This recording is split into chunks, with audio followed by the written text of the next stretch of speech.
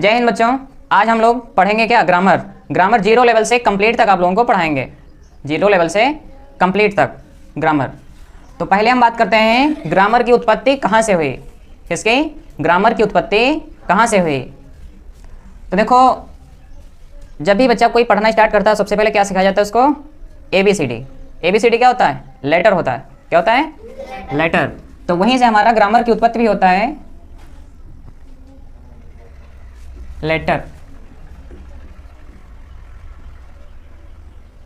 Letter ना कह करके क्या कहेंगे? लेटर्स कहेंगे। क्यों? क्योंकि एक अक्षर से तो हुआ नहीं है ना, बहुत सारे अक्षर हैं, इसलिए लेटर्स बोलेंगे उसको। क्या बोलेंगे? लेटर्स बोलेंगे। अब इसके आगे लेटर्स में होता क्या है? अक्षर।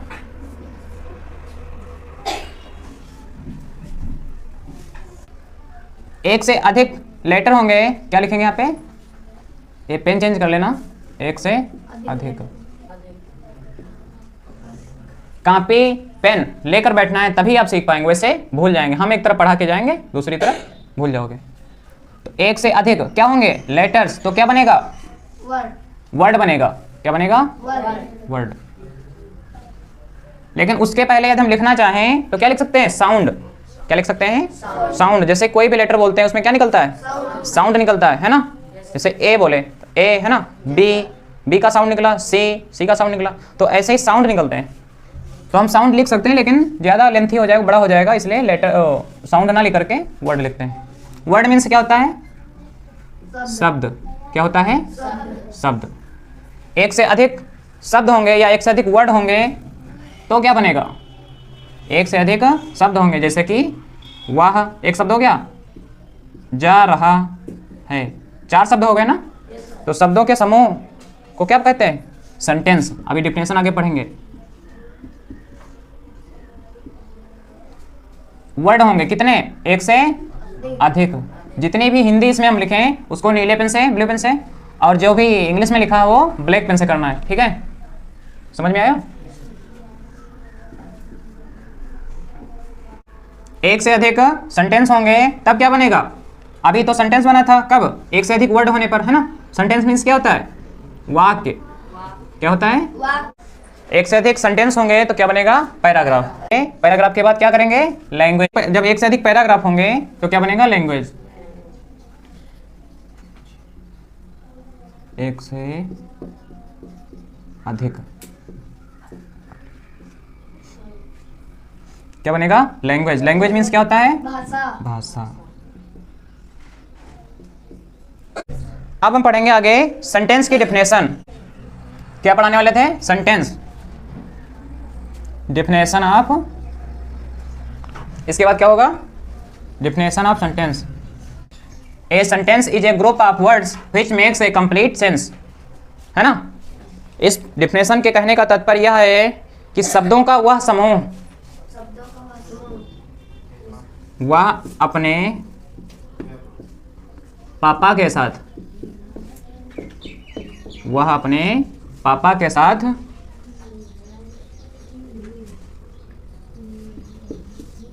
भारत में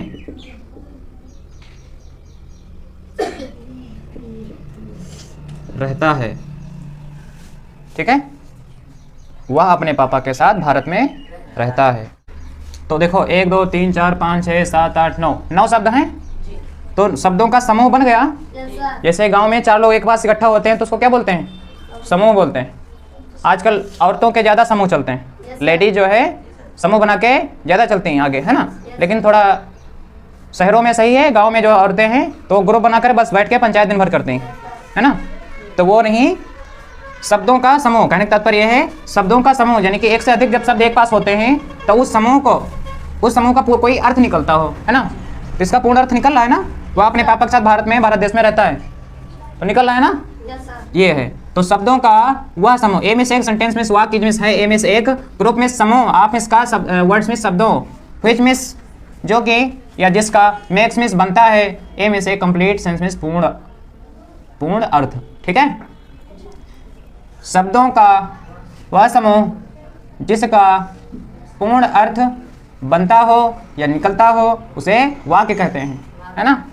सर। ठीक है, यस सर। ठीक। तो अब हिंदी में लिख लेते हैं।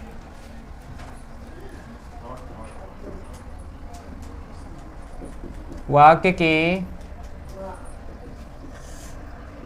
परिभाषा,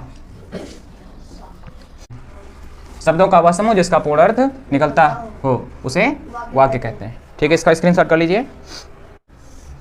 तो ये समझ में आ चुका होगा। अब पढ़ते हैं सेंटेंस के प्रकार, यानी कि टाइप्स ऑफ सेंटेंस।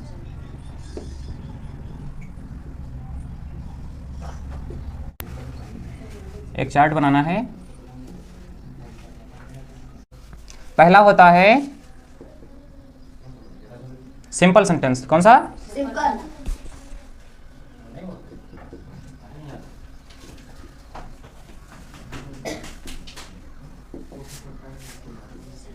दूसरा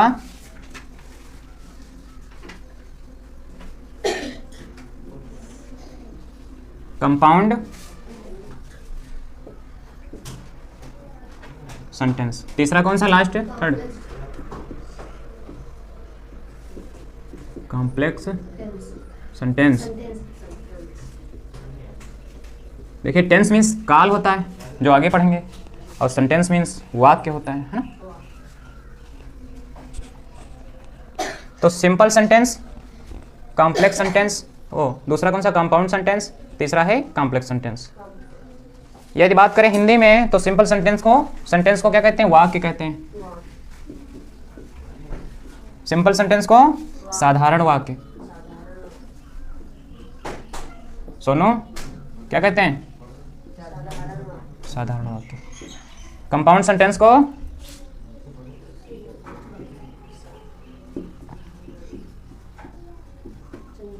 संयोजित वाक्य। कॉम्प्लेक्स सेंटेंस को क्या कहते हैं? मिश्रित वाक्य। क्या कहते हैं?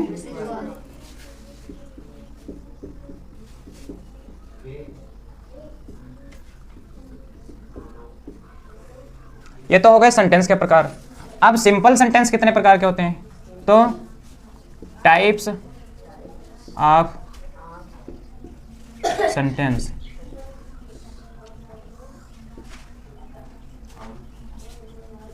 तो ये कितने होते हैं? 4 प्रकार के।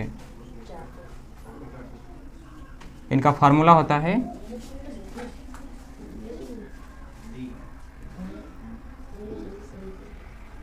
वॉवेल्स, जानते हो?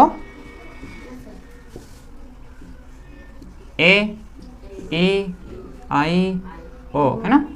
वॉवेल्स बोलते हैं। तो 5 है वॉवेल्स, लेकिन यहाँ पर उसी से याद करने का तरीका है। ठीक है, 4 उसमें के ले लेते हैं, यू छोड़ देते हैं। ठीक है, कितने हैं? 4। ए फॉर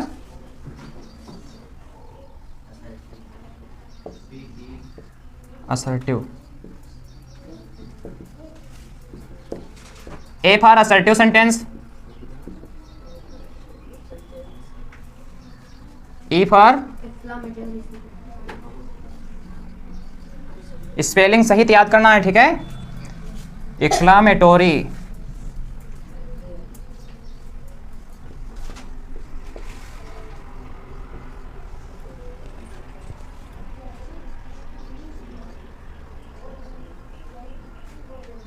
आई से इंट्रोगेटिव होता है।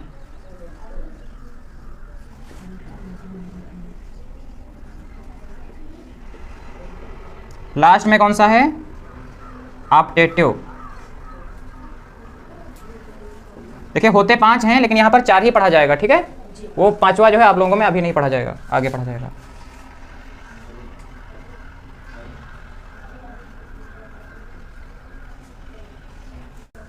Optative sentence. तो ये हमारे 4 प्रकार हो गए टाइप्स ऑफ सेंटेंस। ये 3 प्रकार टाइप होते हैं ना, 3 प्रकार के। तो सिंपल सेंटेंस, कंपाउंड सेंटेंस और कॉम्प्लेक्स सेंटेंस। आप सिंपल सेंटेंस कितने प्रकार के होते हैं? तो 4। Assertive, A, E, I, O. A for assertive, E for exclamatory, I for interrogative, O for optative. अब हम क्या पढ़ेंगे? Assertive sentence. इसकी पहचान क्या होती है ना। कैसे जान पाएंगे कि ये टेंस जो है, मतलब ये सेंटेंस जो है असर्टिव का है ना।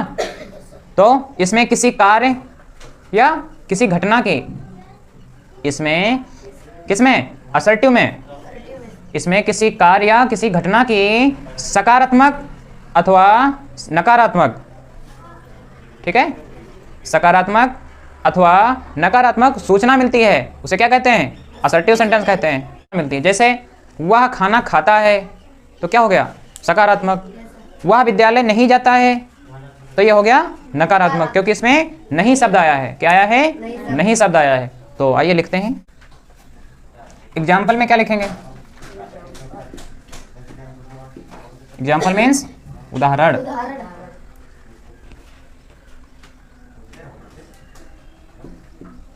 मैं खाना खाता हूँ, क्या होगा, तो पहला हो गया आई, है ना, आई, फिर क्या होगा, ईट द फूड। अब आप लोग सोच रहे होंगे कि इसमें हूँ आया है तब भी आई एम क्यों नहीं लिखे, है ना, तो अभी बता दे रहे हैं, बाकी आगे इसको विधोत पढ़ाएंगे, क्योंकि यहाँ पर ता शब्द आया है ना, तो ता जिसमें होता है जस्ट वाक्य में, उसमें हम आई एम नहीं यूज करते हैं। यहाँ पर हम कौन सा क्या देख रहे हैं कि ये सकारात्मक है कि नकारात्मक, तो ये सकारात्मक है। दूसरा नकारात्मक वाला उदाहरण, मैं विद्यालय नहीं जाता हूँ, मैं विद्यालय नहीं जाता हूँ,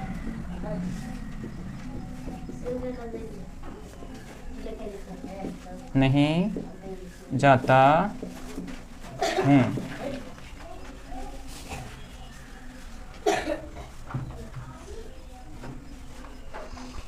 इसको क्या बनाएंगे, I do not, I do not go to the school. अब इसमें डू नॉट, डू लगा दिए, नहीं आया था तो नॉट लगाते, लेकिन डू क्यों लगा दिए, तो इसका भी नियम होता है, तो वो हम आगे पढ़ाएंगे, ठीक है। उसका लिंक जो है उस वीडियो का डिस्क्रिप्शन में नीचे दे देंगे, ठीक है। तो इसका क्या बनाए, I do not go to the school, तो ये नकारात्मक हो गया, ये सकारात्मक हो गया, ठीक है। इसका फोटो खींच लो। तो दूसरा हमारा क्या है, एक्सक्लेमेटोरी सेंटेंस। इसकी पहचान क्या होती है, तो आइए देखते हैं। इसमें आश्चर्य है ना, इसमें शोभित, इसमें आश्चर्य और शोक, हर्ष, उल्लास, है ना, हर्ष, शोक, है ना, और खुशी, है ना, ये सब क्या होता है, आदि की भावनाएं प्रकट होती हैं।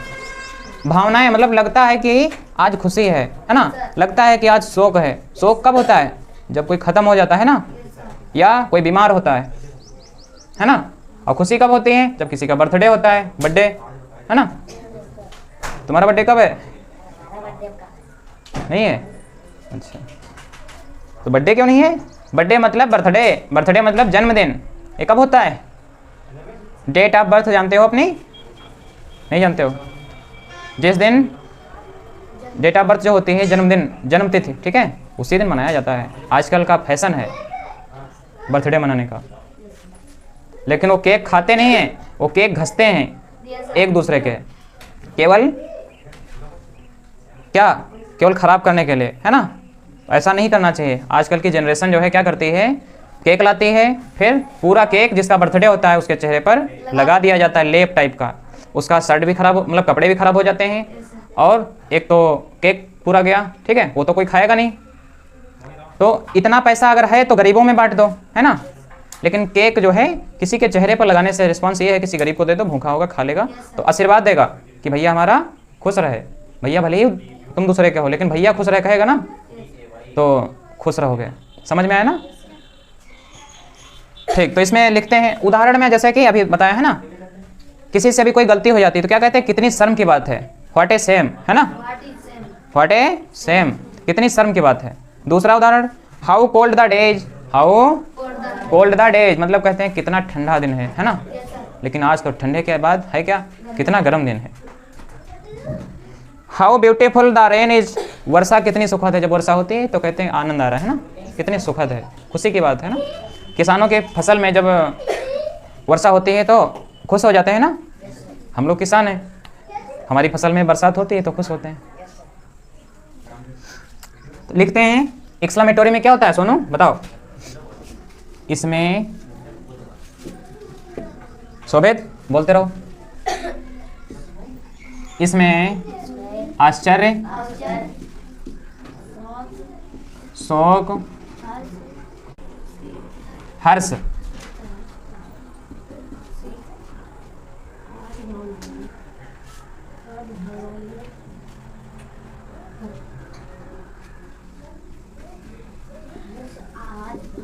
आदि भावनाएं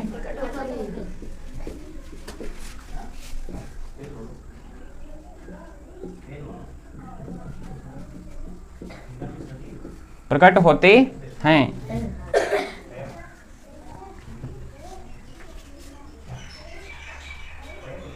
एग्जाम्पल में इसमें कौन कौन से शब्द आएंगे है ना, तो जैसे लिख लेते हैं। पहला कौन सा, वंडर, दूसरा sorrow,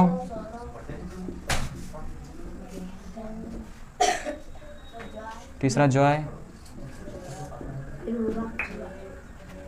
hurrah,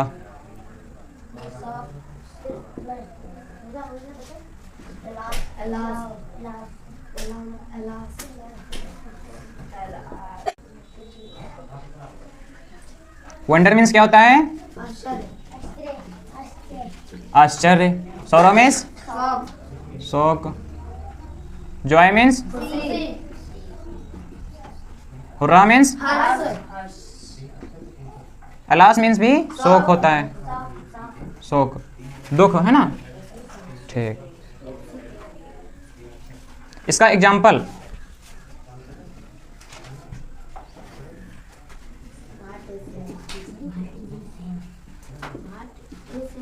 what A same होता है। कितनी शर्म की बात है, तुमको अभी याद नहीं हुआ। व्हाट ए सेम, ये चिन्ह लगता है इसके आगे, ठीक है। हिंदी में कहेंगे कितनी शर्म की बात है। दूसरा how cold the day is,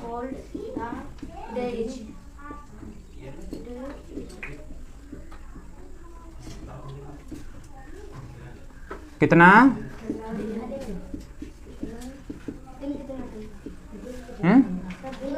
दिन कितना ठंडा है।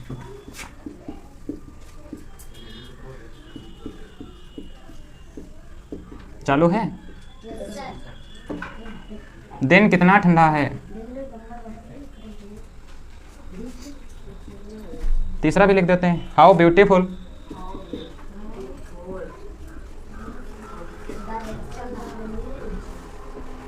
The rain is.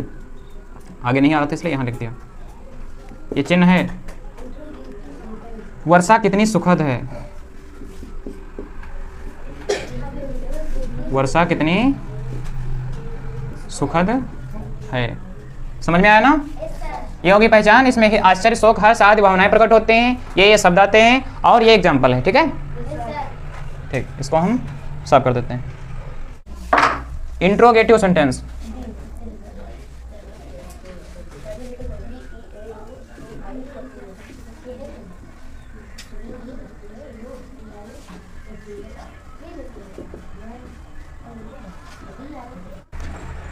इसको यहां पर लिख लो, प्रश्न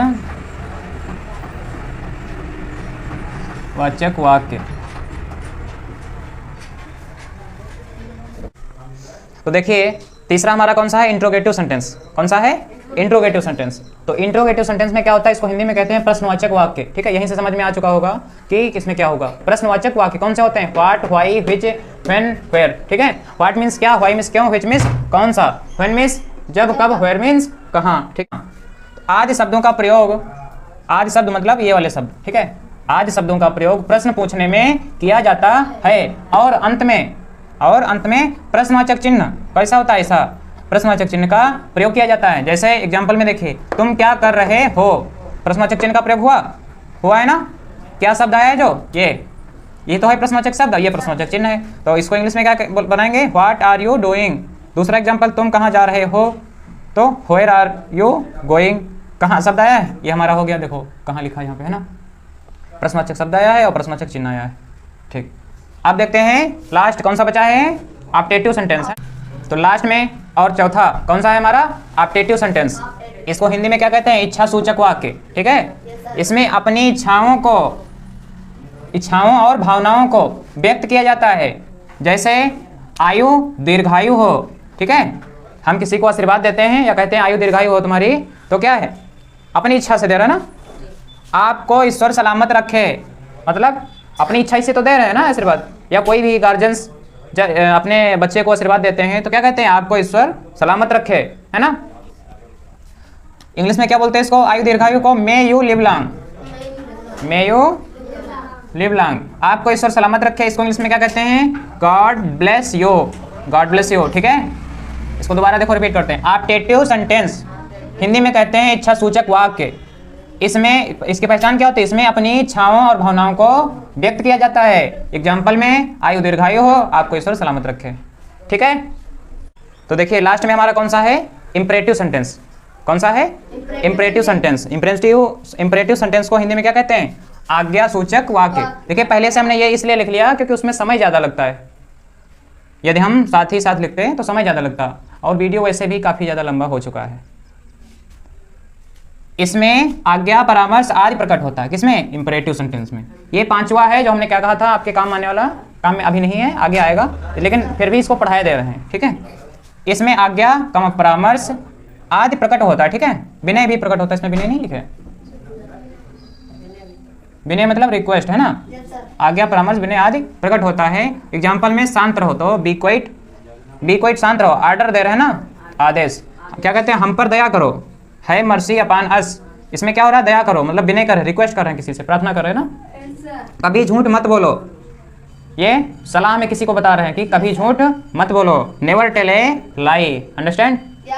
ठीक, ये हमारा कंप्लीट हो गया क्या, सेंटेंस क्या है, सेंटेंस के टाइप्स, सेंटेंस के टाइप्स कितने प्रकार के होते हैं। अब सिंपल सेंटेंस कितने प्रकार के होते हैं वो भी बता दिया। अब आता है हमारा टेंस। क्या आता है, टेंस। तो देखते हैं, तो देखो बच्चों, टेंस कितने प्रकार के होते हैं। टेंस मीन्स काल, ये दिख रहा है ना, टेंस मीन्स काल। टेंस तीन प्रकार के होते हैं, टाइप्स ऑफ टेंस, टेंस के प्रकार। तो ये तीन प्रकार के होते हैं, present, past, future. Present means वर्तमान, पास्ट मीन्स भूत, फ्यूचर मीन्स भविष्य। ये भूत टेंस वाला है, ठीक है, जो घर में आता है वो नहीं है। अब प्रेजेंट मीन्स फार्मूले के अकॉर्डिंग, फार्मूला कौन सा, हमको पहचान याद करना है, किसकी, जितने भी टेंस होते हैं उनकी पहचान याद करना। तो पहचान याद करने के लिए फार्मूला हमने लिखा है, प्रेजेंट मीन्स है, प्रेजेंट मीन्स है, पास्ट मीन्स था थी थे, फ्यूचर मीन्स गागी के। जिस टेंस में लास्ट में है आ रहा हो वो प्रेजेंट का होगा, जिसमें था थी थे आ रहा हो वो पास्ट का होगा, जिसमें गागी गे आ रहा हो वो फ्यूचर का होगा। किसका होगा, फ्यूचर का। अब टेंस, प्रत्येक टेंस चाहे प्रेजेंट का हो, चाहे पास्ट का हो या फ्यूचर का हो, सभी चार प्रकार से बनते हैं। कितने प्रकार से, चार प्रकार से। पहला इंडेफिनिट, दूसरा कॉन्टिन्यूअस, तीसरा परफेक्ट, चौथा परफेक्ट कॉन्टिन्यूअस। समझ में आया, ठीक। इंडेफिनिट मीन्स होता है फार्मूले के अकॉर्डिंग, ताती ते। कॉन्टिन्यूअस मीन्स रहा रही रहे। परफेक्ट मीन्स चुका चुकी चुके। परफेक्ट कॉन्टिन्यूअस मीन्स इसमें रहा भी होगा और समय भी, है ना, रहा स्लैश समय, इसका मतलब होता है अथवा, ठीक है, या प्रति। लेकिन यहाँ पर जिस टेंस में रहा भी हो और समय भी हो वो टेंस होगा परफेक्ट कॉन्टिन्यूअस का। समझ में आया ना इतना, ठीक। अभी हम आगे बात करेंगे टेंस कौन कौन से होते हैं। अब पहले लिखेंगे सबसे पहला प्रेजेंट इंडेफिनिट टेंस, तीन चीज़ों से मिलकर बनाना, प्रेजेंट इंडेफिनिट टेंस। तो पहला हम डालते हैं यहाँ पे प्रेजेंट इंडेफिनिट टेंस, दिखाई पड़ रहा है ना, ठीक। Present indefinite tense. अब इसके पहचान यदि हम याद करें तो कैसे याद करेंगे, हमेशा याद रहे तो ये चीज़ें याद रखना है हमको केवल। देखो, प्रेजेंट मीन्स वर्तमान, हमेशा तुमको याद रहना चाहिए। पास्ट मीन्स भूत और फ्यूचर मीन्स भविष्य, और टेंस मीन्स काल। इंडेफिनिट मीन्स तातीते, कंटिन्यूअस, रहा रही रहे। परफेक्ट चुका चुकी चुके, परफेक्ट कंटिन्यूअस, रहा एंड समय। शुरुआत में सिर्फ ये लगता है समय, बाकी ये रहेगा। सभी में जो भी पहचान होगी, जैसे प्रेजेंट इंडेफिनिट टेंस की पहचान याद करें तो जिन वाक्यों के अंत में ता है, ती है, ते हैं आदि शब्द आते हैं तो प्रेजेंट इंडेफिनिट टेंस कहलाते हैं। ठीक है ना, फिर से देखते हैं। प्रेजेंट इंडेफिनिट टेंस है ना, तो शुरुआत में क्या जोड़ना, जिन वाक्यों के अंत में। अब यहाँ जाते हैं, ता है, ती है, ते हैं आदि शब्द आते हैं प्रेजेंट इंडेफिनिट टेंस कहलाते हैं। अब परिभाषा आगे लिख दें तो तुम लोग लिख लोगे कम से कम, है ना। जिन वाक्यों के अंत में ता है, ती है, ते हैं आदि शब्द आते हैं तो प्रेजेंट इंडेफिनिट टेंस कहलाते हैं। यदि टेंस सीखना है तो कॉपी पेन लेकर बैठना है। समझ में आया? साथ ही साथ नोट करना, या तो फिर स्क्रीनशॉट कर लेना जिससे याद हो जाएगा, बाद में देख सकते हो। प्रेजेंट इंडेफिनिट टेंस पहचान याद हो गई ना, जिन वाक्यों के अंत में ता है, ती है, ते हैं आदि शब्द आते हैं तो प्रेजेंट इंडेफिनिट टेंस कहलाते हैं। हो गया ना। दूसरी पहचान देखते हैं, कौन से? Present continuous. अभी हम प्रेजेंट की बात करेंगे, कौन सा चला है? आप कंटिन्यूअस चलेगा। प्रेजेंट कंटिन्यूअस टेंस की पहचान हम याद करें तो कैसे होगा? देखो, कंटिन्यूअस मीन्स रहा, रही, रहे, और प्रेजेंट मीन्स है। प्रेजेंट कंटिन्यूअस में प्रेजेंट मीन्स है और कंटिन्यूअस मीन्स रहा, रही, है ना। तो शुरुआत में क्या जोड़ना है? जिन वाक्यों के अंत में रहा है, रही है, रहे हैं आदि शब्द आते हैं क्या कहलाते हैं? प्रेजेंट कंटिन्यूअस टेंस कहलाते हैं। प्रेजेंट मीन्स है, कंटिन्यूअस मीन्स रहा, तो रहा है, रही है, रहे हैं आदि शब्द आते हैं तो प्रेजेंट कंटिन्यूअस टेंस कहलाते हैं। तो अब इसको भी लिखते हैं। जिन वाक्यों के अंत में रहा है, रही है, रहे हैं आदि शब्द आते हैं तो प्रेजेंट कंटिन्यूअस टेंस कहलाते हैं। हम शॉर्टकट में लिख दें, इसका मतलब आप लोग नहीं शॉर्टकट में लिखो, ये पूरा लिखना। ओके। जिन वाक्यों के अंत में रहा है, रही है, रहे हैं आदि शब्द आते हैं प्रेजेंट कंटिन्यूअस टेंस कहलाते हैं। समझ में आया ना? ठीक, इसका फोटो खींच लो।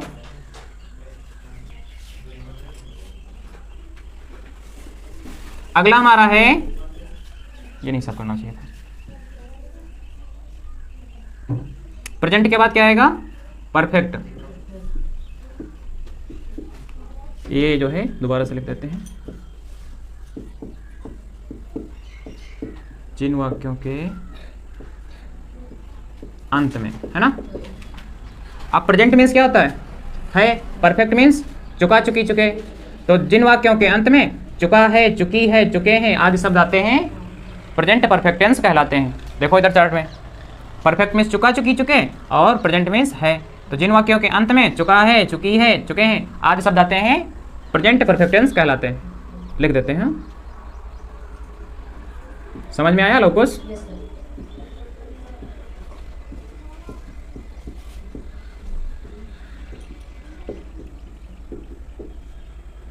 ये शब्द दिख रहा है उसमें?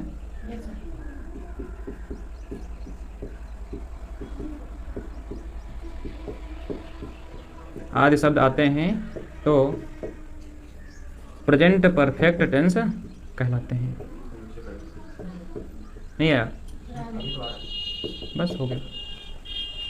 जिन वाक्यों के अंत में चुका है, चुकी है, चुके हैं आदि शब्द आते हैं प्रेजेंट परफेक्ट टेंस कहलाते हैं। प्रेजेंट परफेक्ट टेंस का तो उदाहरण क्या होगा?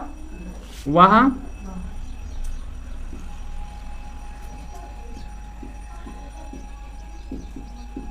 खाना खा चुका है। ठीक है, देखो चुका शब्द आया है, आया है ना। चुका और है कहाँ पर? लास्ट में, है ना। इसलिए किसका टेंस हुआ? प्रेजेंट परफेक्ट टेंस का। समझ में आया ना? ठीक।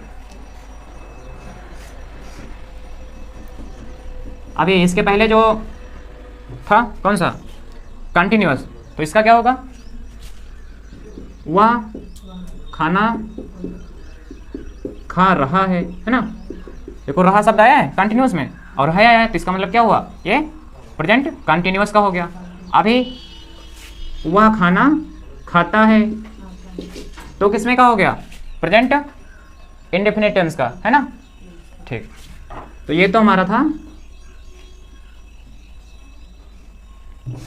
Present perfect tense. ठीक है, अब प्रेजेंट परफेक्ट टेंस के आगे चौथा लास्ट कौन सा है, प्रेजेंट परफेक्ट कंटिन्यूअस, है ना।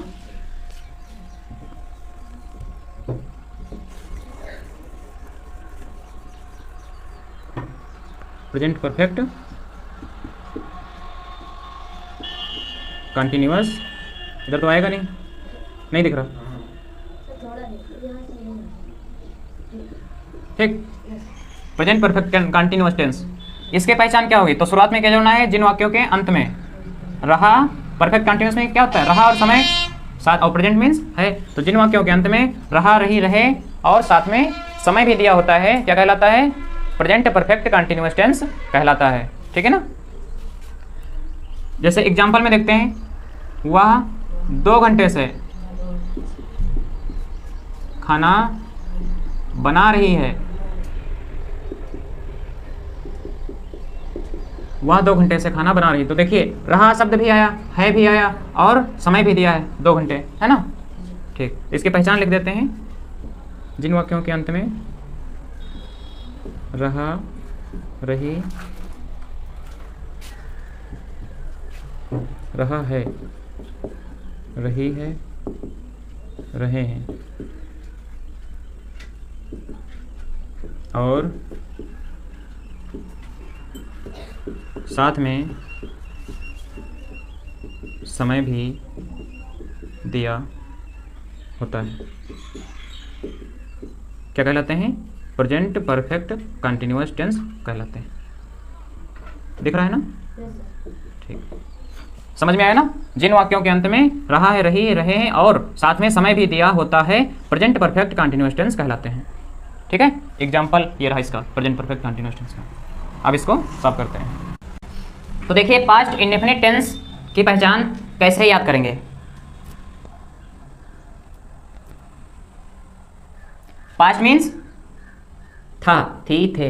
इंडेफिनिट मीन्स अभी पढ़े थे, ता, ती, थे।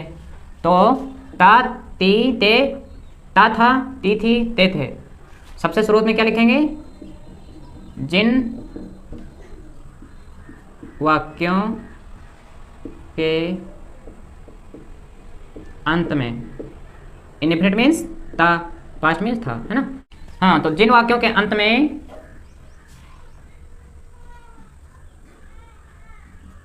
ता था, ती थी, ते थे आदि शब्द आते हैं, तो पास्ट इंडेफिनिट टेंस कहलाते हैं। एग्जाम्पल, वह अपने घर जाता था, है ना। वह अपने घर जाता था, तो देखिए लास्ट में क्या आया, अंत में, इस वाक्य के अंत में ता आया है और था, तो इसीलिए ये किसमें का है, पास्ट इंडेफिनिट टेंस का। ठीक है ना। इसका स्क्रीनशॉट कर लेना, साफ कर दे रहे हैं।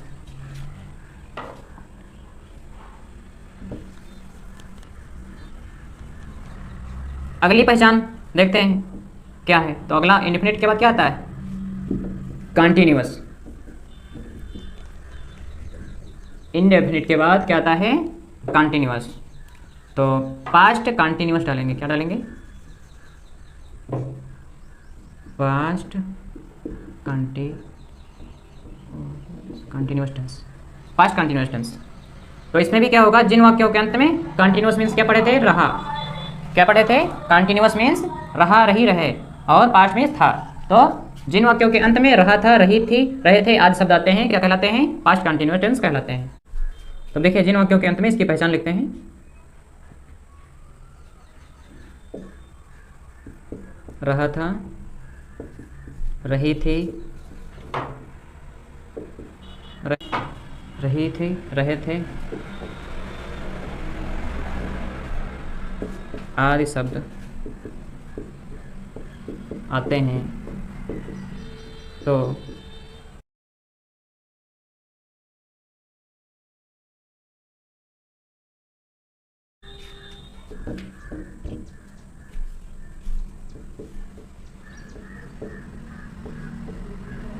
वह अपने घर जा रही थी, ठीक है, या वह अपने घर जा रहा था, कह लो, उससे ज़्यादा सही रहेगा। रहा था, ठीक है ना, वो इसलिए जैसे यहाँ पर रही लिखें तो ज़्यादा समझ में, यहाँ रही लिखें तो यहाँ भी लिखना पड़ेगा, इसलिए। तो वह अपने घर जा रहा था, किसमें का है, पास्ट कंटिन्यूअस टेंस का, ठीक है। ये हमारी पहचान हो गई। जिन वाक्यों के अंत में रहा था, रही थी, रहे थे आदि शब्द आते हैं, प्रेजेंट पास्ट कंटिन्यूअस टेंस कहलाते हैं। वह अपने घर जा रहा था तो किसमें का है, पास्ट कंटिन्यूअस टेंस का, ठीक। दूसरा देखते हैं इसके आगे, कंटिन्यूअस के बाद क्या आता है, परफेक्ट। तो देखिए इतना नहीं हिसाब करेंगे हम, हिसाब कर देते हैं, छोटा छोटा लिखते हैं। पहचान क्या होगी, पहचान तो बाद में, पहले लिख लेते हैं past perfect tense. Perfect tense, तो इसमें पहचान शुरुआत में क्या लिखना है, जिन वाक्यों के अंत में, क्या लिखना है, जिन वाक्यों के अंत में, लास्ट में, ठीक है। ये शुरुआत में सब में लिखना है। जिन वाक्यों के अंत में चुका था, चुकी थी, चुके थे आदि शब्द आते हैं, पास्ट परफेक्ट टेंस कहलाते हैं, ठीक है। एग्जाम्पल में अभी लिखेंगे, पहले लिख लेते हैं परिभाषा इसकी। जिन वाक्यों के अंत में चुका था, चुकी थी, चुके थे आदि शब्द आते हैं तो पास्ट परफेक्ट टेंस कहलाते हैं। पास्ट लिख देते हैं, पास्ट परफेक्ट टेंस कहलाते हैं, ठीक है। एग्जाम्पल क्या होगा, तो चुका आना चाहिए, था आना चाहिए, जैसे कि वह अपनी किताब पढ़ चुका था, ठीक है, वह अपनी किताब पढ़ चुका था। इसका स्क्रीनशॉट कर लीजिए, ठीक।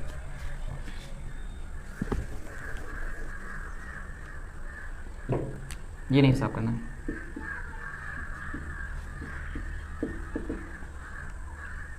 परफेक्ट के बाद क्या आता है, परफेक्ट कंटिन्यूअस टेंस।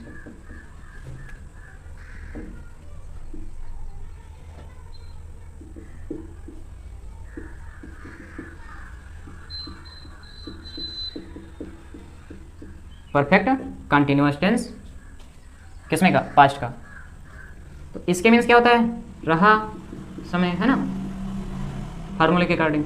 तो जिन वाक्यों के अंत में रहा था, रही थी, रहे थे और साथ में समय भी दिया होता है, क्या कहलाते हैं, past perfect tense, past perfect continuous tense कहलाते हैं। जैसे लिख देते हैं, रहा था, रही थी, रहे थे और साथ में समय भी दिया होता है,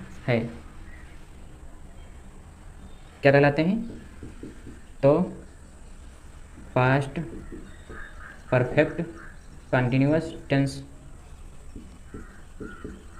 कहलाते हैं, ठीक है। क्या कहलाते हैं, पास्ट परफेक्ट कंटिन्यूअस टेंस कहलाते हैं। इसका एग्जाम्पल देखते हैं, वह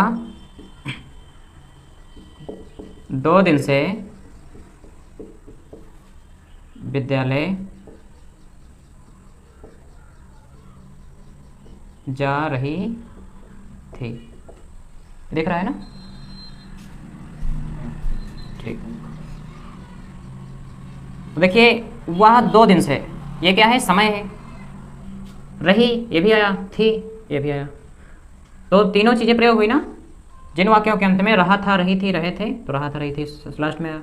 2 दिन मतलब समय भी दिया होता है, तो समय दिया है, क्या कहलाएगा, पास्ट परफेक्ट कंटिन्यूअस टेंस कहलाएगा। ठीक है, अब पास्ट का हमारा कंप्लीट हो चुका है, फ्यूचर का देखते हैं। फ्यूचर इंडेफिनिट पहला है ना फ्यूचर का।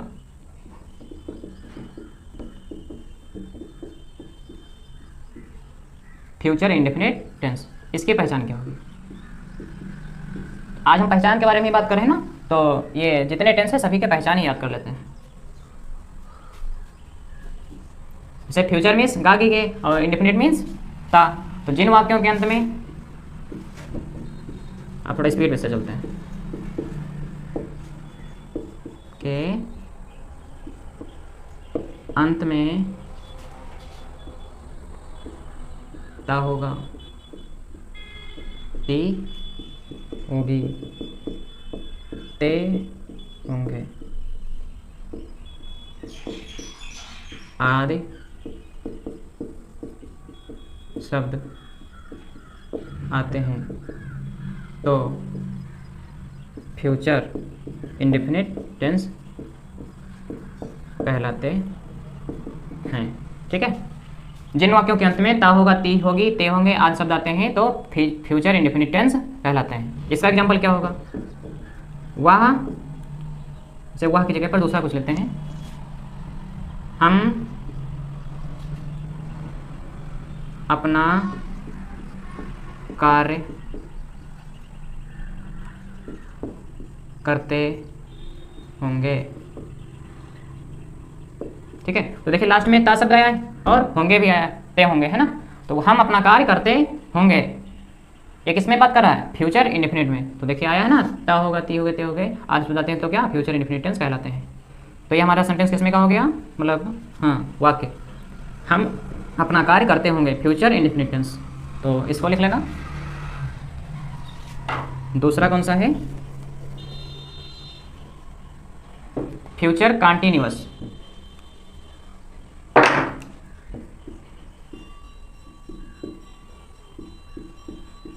फ्यूचर कंटीन्यूअस टेंस, तो जिन वाक्यों के अंत में रहा होगा, रही होगी, रहे होंगे, इसका एग्जांपल क्या होगा? आप लोग सोच कर रखिए। रहे होंगे आदि शब्द आते हैं, तो फ्यूचर कंटीन्यूअस टेंस कहलाते हैं। फ्यूचर कंटीन्यूअस टेंस कहलाते हैं। एग्जाम्पल देखो, कंटीन्यूअस मीन्स रहा, फ्यूचर मीन्स गा, इसलिए किसका है? Future continuous tense. एग्जाम्पल में रहेगा, वे खेल रहे होंगे। ठीक है, तो फिर रहे शब्द आया है और होंगे भी आया है, रहे होंगे। ठीक है, तो किसमें का हो गया? फ्यूचर कंटीन्यूअस टेंस का। इसको भी नोट कर लो।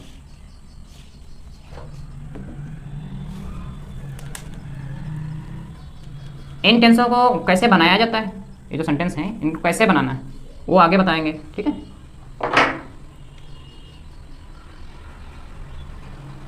फ्यूचर कंटीन्यूअस के बाद आता है फ्यूचर परफेक्ट टेंस।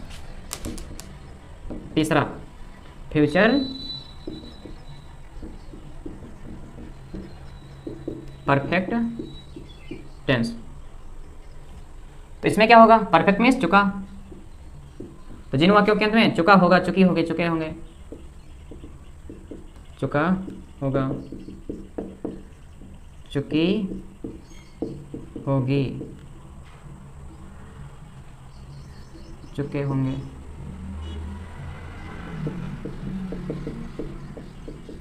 आदि शब्द आते हैं, तो फ्यूचर परफेक्ट टेंस कहलाते हैं। ठीक है, अब एग्जाम्पल इसका, वह पानी पी चुका होगा, वह पानी पी चुका होगा। अब चुका शब्द आया है, परफेक्ट है, हो गया, होगा आया है यानी कि फ्यूचर, तो वह पानी पी चुका होगा। भविष्य की बात कर रहे हैं ना, तो ये किसमें का हो गया, फ्यूचर परफेक्ट टेंस का एग्जाम्पल हो गया ना। ठीक, इसको साफ करते हैं। लास्ट हमारा फ्यूचर परफेक्ट के बाद कौन सा है, फ्यूचर परफेक्ट कंटिन्यूअस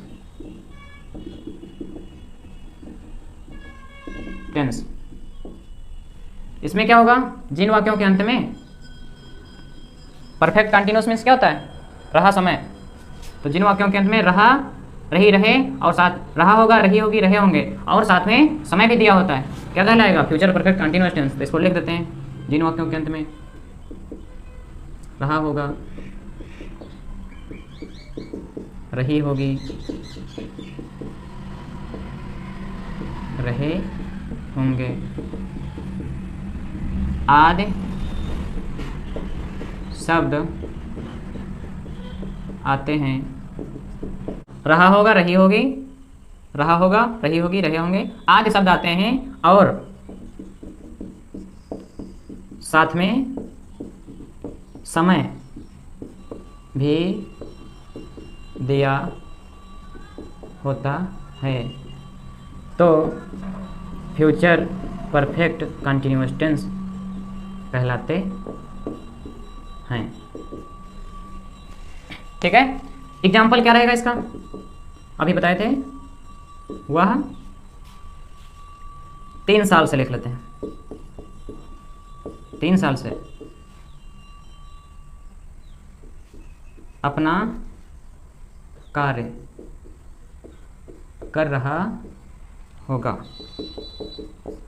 ठीक है, वह 3 साल से अपना कार्य कर रहा होगा, या दूसरा एग्जाम्पल, वह 3 साल से मैच खेल रहा होगा। ठीक है, तो देखिए समय भी दिया है और रहा होगा भी दिया है, तो ये हमारे टेंस कंप्लीट होते हैं। टेंस की पहचान, जितने भी टेंस थे, देखिए टेंस 3 प्रकार के होते हैं, प्रेजेंट, पास्ट, फ्यूचर, और प्रेजेंट के 4, पास्ट के 4 और फ्यूचर के 4। तो कितने प्रकार टोटल हो गए, 4, 4, 8, 4, 12 है ना, टोटल 12 प्रकार हो गए। 12 प्रकार की पहचान हमने आपके सामने लिख दी है, समझा भी दी है और सभी के एग्जाम्पल भी बताए हैं। अब इन एग्जाम्पल को या उदाहरणों को कैसे बनाएंगे, या टेंस कैसे बनाए जाते हैं, है ना, स्टोरी कैसे बनाई जाती है, तो वो हम आपको आगे बताएंगे।